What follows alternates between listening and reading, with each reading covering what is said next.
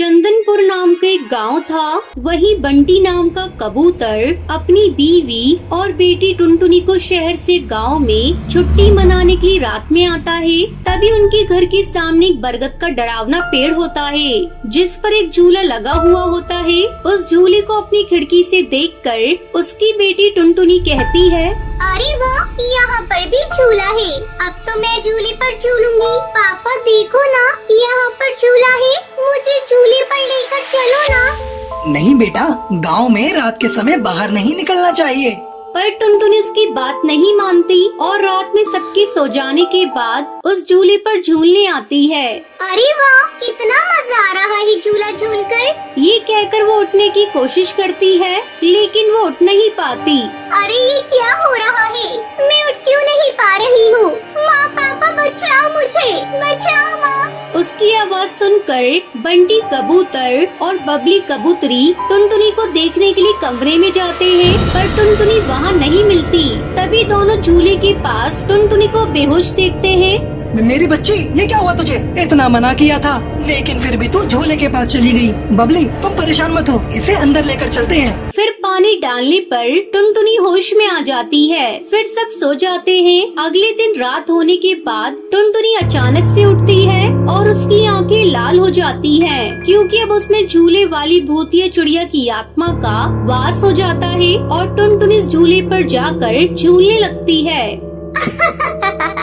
किसी को नहीं छोड़ूंगी, सब मरेंगे, कोई नहीं बचेगा यहाँ पर। तभी बंटी उसे झूले पर बैठा हुआ देख लेता है और गुस्से में कहता है, मैंने तुम्हें मना किया था ना यहाँ आने को, पर तुम फिर क्यों आई? टुनटुनी, मैं कुछ पूछ रहा हूँ, क्या तुम्हें कुछ सुनाई नहीं देता?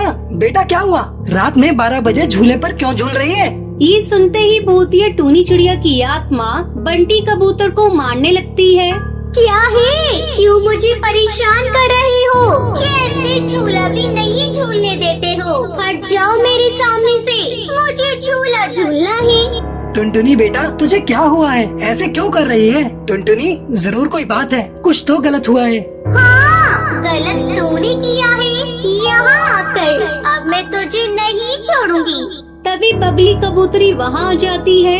अरे टुनटुनी, तू अपने पापा को क्यों मार रही है? क्या हुआ है तुझे?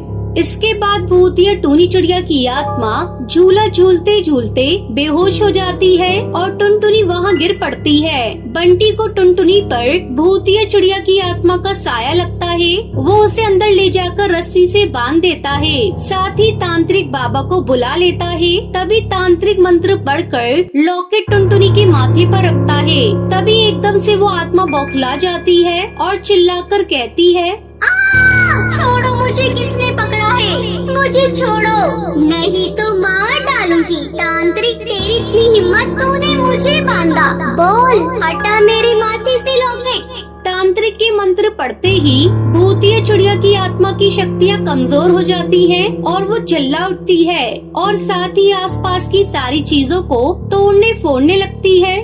भूतिया चिड़िया की आत्मा, तू क्या समझती है?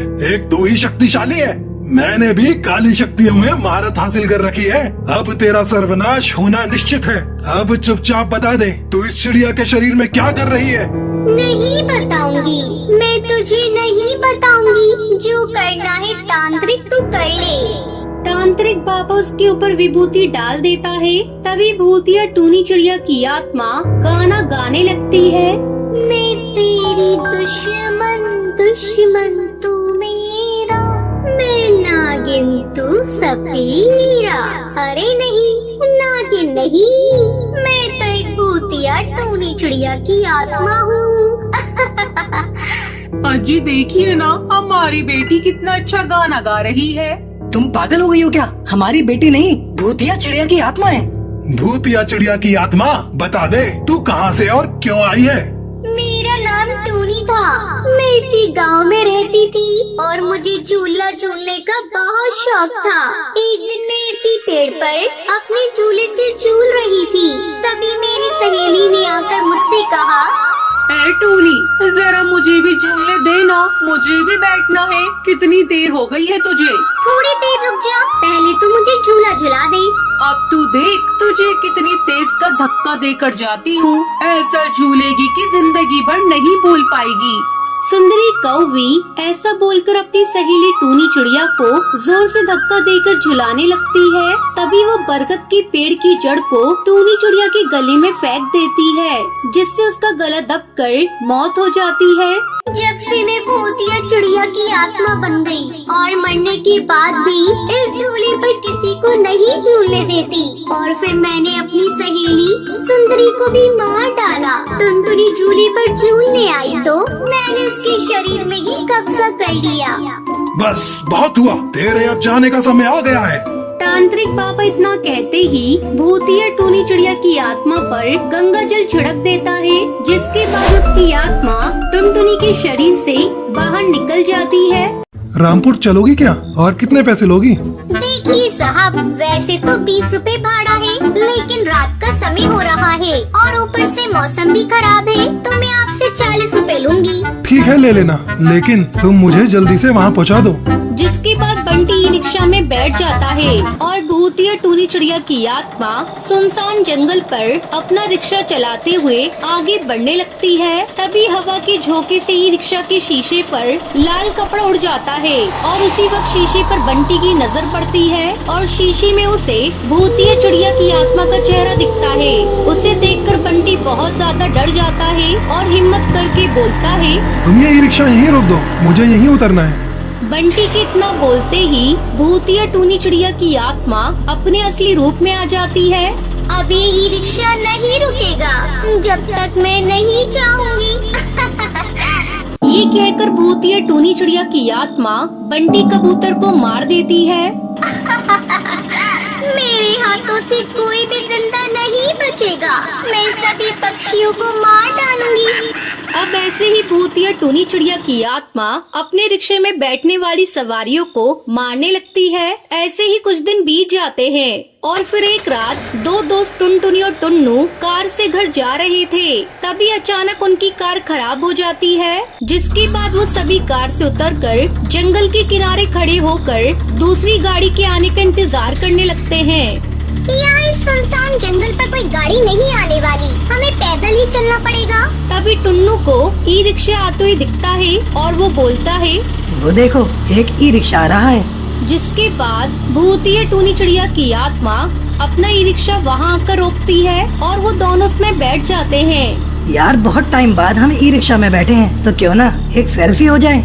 गुड आइडिया टुन्नू, चलो सेल्फी लेते हैं। जिसके बाद टुन्नू अपना फोन निकालकर कैमरा ऑन करता है, लेकिन गलती से उसका बैक कैमरा ऑन हो जाता है। लेकिन उसे रिक्शा चलाते हुए वो चिड़िया कैमरे में नहीं दिखती। ये देखकर टुन्नू डर जाता है। क्या हुआ, मैं तुम्हें कैमरे में नजर नहीं आई ना? इतना बोलते ही भूतिया टूनी चिड़िया की आत्मा अपने असली रूप में आ जाती है। अब तुम में से कोई भी जिंदा नहीं बचेगा, मरोगे, सबके सब मरोगी। लेकिन तुम हमें मारना क्यों चाहती हो, बताओ मुझे। पक्षी की शक्ल में तुम सब भेड़ियों दरिंदे हो। इतनी खुश थी मैं अपनी जिंदगी में, लेकिन उन पक्षियों ने मेरी जिंदगी को बर्बाद कर दिया। मैं अपनी माँ बबली के साथ रहती थी। पिता के बाद घर की सारी जिम्मेदारी मेरे कंधों पर आ गई थी। मैं रात में ई रिक्शा चलाया करती थी। एक दिन की बात है, मैं सवारियों को छोड़कर अपने घर जा रही थी। तभी उस वक्त तेज बिजली कड़कती है और बारिश शुरू हो जाती है। तभी कालू हरी तोता नशे में तो मेरे पास आए और मुझसे कहने लगे, ए चिड़िया, रिक्शा खाली है क्या? हमें अपने घर जाना है। खाली तो है साहब, लेकिन मैं नहीं जा सकती क्योंकि मैं अपने घर जा रही हूँ। ऐसे कैसे नहीं लेकर जाएगी, मैं देखता हूँ। इतना बोलकर कालू उसके साथ बदतमीजी करने लगता है। छोड़ दो मुझे, मैं तुम्हारे आगे हाथ जोड़ती हूँ। मुझे मेरे घर जाने दो, घर पर मेरी माँ मेरे इंतजार कर रही होगी। अरे तूने मना करके बहुत बड़ी गलती की है, इसलिए हम तुझे कहीं का नहीं छोड़ेंगे। जिसके बाद उन दोनों ने मुझे मार दिया और तभी से मेरी आत्मा यहाँ भटक रही है और मैं ई रिक्शा चलाकर पक्षियों को मारकर अपनी मौत का बदला ले रही हूँ। मैं मानती हूँ तुम्हारे साथ बहुत बुरा हुआ, लेकिन तुम उन बुरे पक्षियों की सजा अच्छे पक्षियों को मारकर क्यों दे रही हो? ये कहाँ का कानून है? अब तुम यहाँ से चली जाओ। टुनटुनी की बात सुनकर भूतिया टूनी चिड़िया की आत्मा को अपनी गलती का एहसास हो जाता है। शायद तुम सही कहती हो। मैं अपने बदले की भावना में आकर बहुत से बेगुनाह पक्षियों को मार चुकी हूँ, लेकिन अब मैं यहाँ किसी को नहीं मारूंगी और यहाँ से हमेशा हमेशा के लिए चली जाऊंगी। ये कहकर भूतिया टूनी चिड़िया की आत्मा वहाँ से चली जाती है।